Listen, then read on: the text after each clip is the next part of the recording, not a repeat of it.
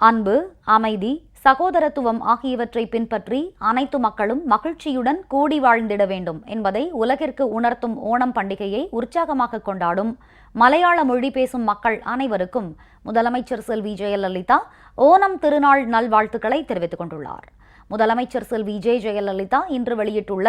ஓணம் திருநாள் வாழ்த்துச் செய்தியில், திருவோணம் பண்டிகையை மகிழ்ச்சியுடன் கொண்டாடும் மலையாள மொழி பேசும் மக்கள் அனைவருக்கும் தமது ஓணம் திருநாள் நல்வாழ்த்துக்களை தெரிவித்துக் கொள்வதாக குறிப்பிட்டுள்ளார்.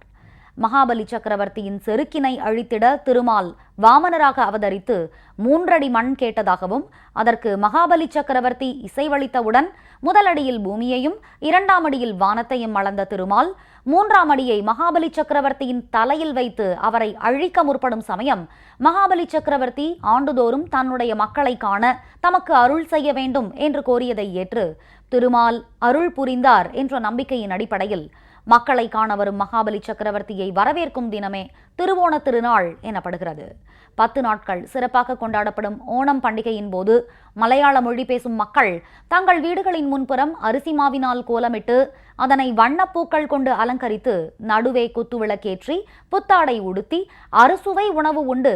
ஆடல் பாடல் விளையாட்டுகளுடன் மகிழ்ச்சியாக கொண்டாடுவர் என முதலமைச்சர் தெரிவித்துள்ளார். அன்பு, அமைதி, சகோதரத்துவம் ஆகியவற்றை பின்பற்றி அனைத்து மக்களும் மகிழ்ச்சியுடன் கூடி வாழ்ந்திட வேண்டும் என்பதை உலகிற்கு உணர்த்தும் ஓணம் பண்டிகையை உற்சாகமாக கொண்டாடும் மலையாள மொழி பேசும் மக்கள் அனைவருக்கும் மீண்டும் ஒருமுறை தமது நெஞ்சார்ந்த ஓணம் திருநாள் நல்வாழ்த்துக்களை உரித்தாக்கிக் கொள்வதாக முதலமைச்சர் செல்வி ஜெயலலிதா தமது வாழ்த்துச் செய்தியில் குறிப்பிட்டுள்ளார்.